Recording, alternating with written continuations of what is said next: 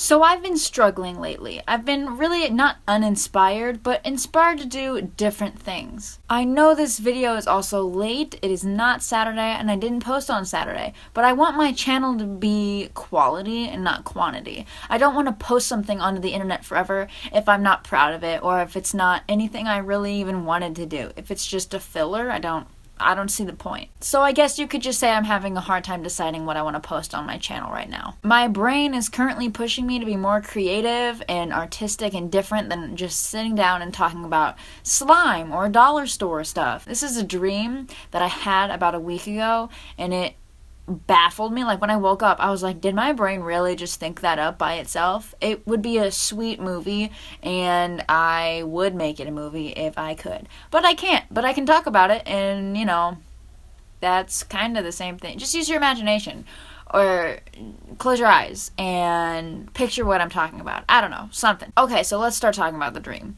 I first started this dream. I was shopping in a mall by myself. I occasionally do that. I did it yesterday. And while I was shopping in this mall, it was like nighttime, and they were getting ready to shut down the mall. So they shut the mall down, and I am walking out to my car. It's about 10:30 at night, I would assume.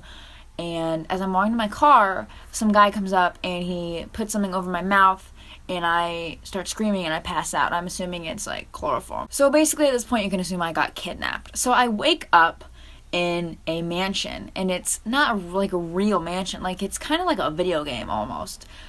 Picture like Bowser's Castle in Mario Kart. That's kind of the same, I don't know, same feel. It was weird. This guy kidnapped me, and it was kind of like a torture situation.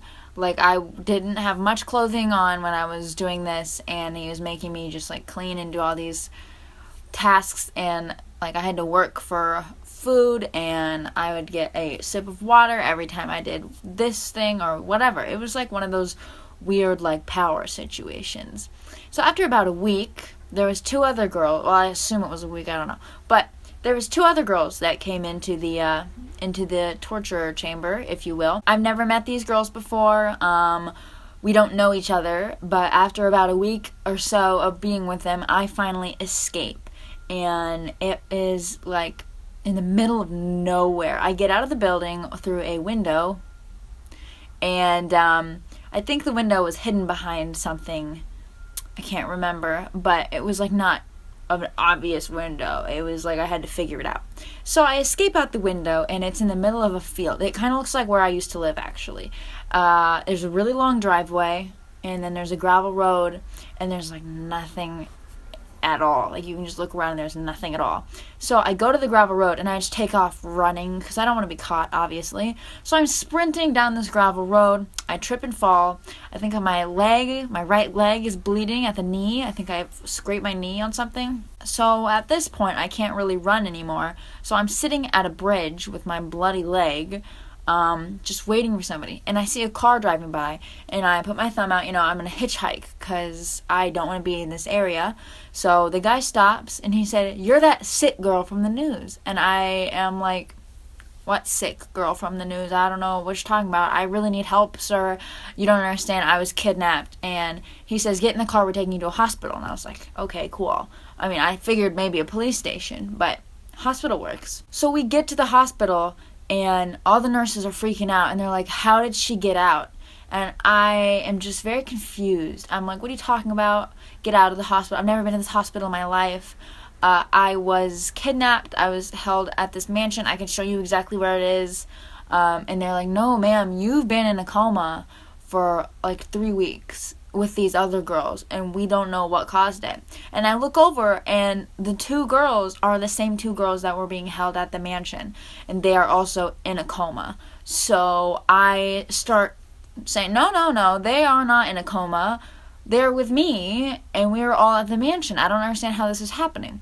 So obviously they think I'm going insane because they're laying right there. How are they not there? They sedate me because they think I'm losing my mind. Basically, I get strapped down to the bed because I'm fighting them because I don't want to be sedated because I, have something to say.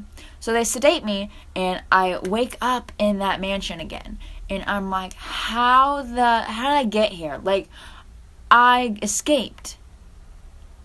this doesn't make any sense. I tell the other girls what happened. I have no idea what the other girls look like. I can't remember.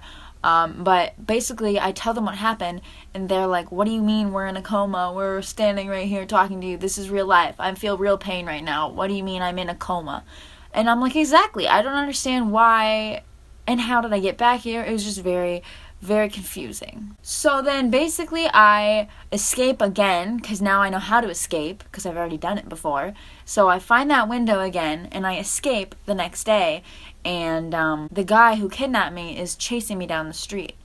And I make it to that same bridge, and I jump off the bridge into the water. And I look up at the bridge, and he's nowhere to be seen. So I swim down the river. My leg is not even bloody at all. My leg is fine.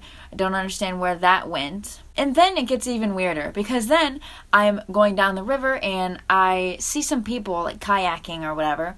And I'm like, hey, I need some help. I just escaped from a torture chamber, basically. Can you help me? And they don't even see me. Like, I'm like rocking their boat, but nothing is happening. So then I, figure out that they can't hear me, they can't see me. So I get out of the water, and I realize that the clothing I'm wearing is a hospital gown, even though in the torture chamber it was like a really tiny dress sort of situation. It wasn't a hospital gown. I know that. And so I go back to the road, and I am trying to hitchhike again, but I'm not bleeding, so nobody's stopping for me. So I make myself look kind of jacked up, like I mess my hair up, like kind of like it is right now. I get picked up by somebody almost immediately. They say the same exact thing. They say, you are the sick girl from the news. And I'm like, what are you sick girl? I feel fine. Well, I mainly feel fine. I just been through a lot. Can you take me to a police station? So they take me to a police station, even though they want to take me to the hospital. I say, no, I need to go to a police station. So I go to the police station. The police officers automatically recognize me as well, and they say, you need to go to the hospital. And I say, actually get in your cop car. I want to show you where the torture chamber is, because it is very real, and the other girls are there. So they get in the cop car, and they take me where I say, and we drive to the place that the torture chamber was, and there's nothing there. There's nothing. There's not even a driveway. It's just a field. And I am just like, what? So they clearly think I'm insane, and I look insane because I'm wearing a hospital gown and claiming that there's a big building where people are being tortured in the middle of a field where there's nothing. So they take me back to the hospital. While I'm at the hospital, waiting to be sedated once again, although I don't think that makes sense because they don't sedate you after you get out of a coma, I'm pretty sure. The young girl right next to me, so she wakes up and she's strapped down, but she wakes up and she's screaming about the torture chamber. She's saying the exact same things that I said. She looks at me and she goes, she was there too. She's there right now. She escaped a couple days ago, and the doctors are shocked because how would she know that? She's in a coma. How would we be thinking the same exact thing? So they send us to a mental institute where we get a full evaluation, like they feel our heads. I don't know if they actually do that in mental hospitals, but they did for me, apparently. All three of us had a scar on our head, and they found that there was an implant. And they've never seen the implant before. They have no idea what it is. The scar looked like it has been there for years and years and years. Like it was healed pretty well. So they were very confused as to where we all got the same exact scar if we didn't know each other. They take the implant out of our heads and they say, stay here for a month or so, and if you are normal again, you'll be free to go. So we stay there for a while, and obviously we are isolated. It's a mental institution, so we are basically not allowed to, have internet or anything, I guess, in this specific institution. You weren't allowed. Finally, after a couple of months in there, we're fine. So they send us out into the real world again. So I guess the implant that was in our brains basically led us to live in a alternate universe. So we were living and breathing on the same slide, if you will, of universe as everybody else, but our reality was flipped. It was different. I don't know how to explain it. It's so insane. So I don't know why, but the first thing we do when we get out of this mental institution is we go to Applebee's, which I freaking don't like Applebee's. So I don't know why we would go to Applebee's. It's my dream. Can't we go somewhere that I like? We go like Chipotle. I mean, I don't know why we went to Applebee's out of all places. It's weird.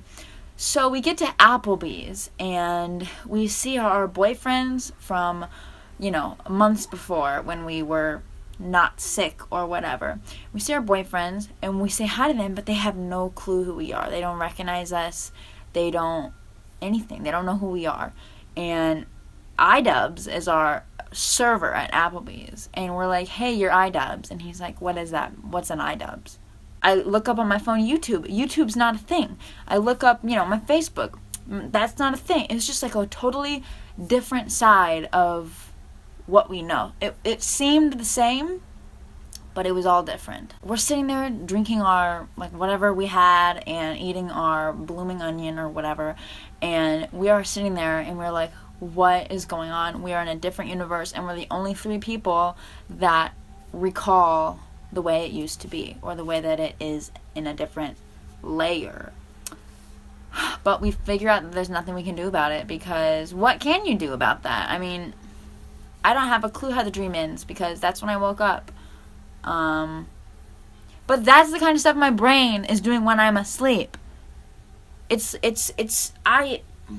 I guess stay tuned if you want to figure out what comes out of all of this weird thinking. Then hit the subscribe button, like this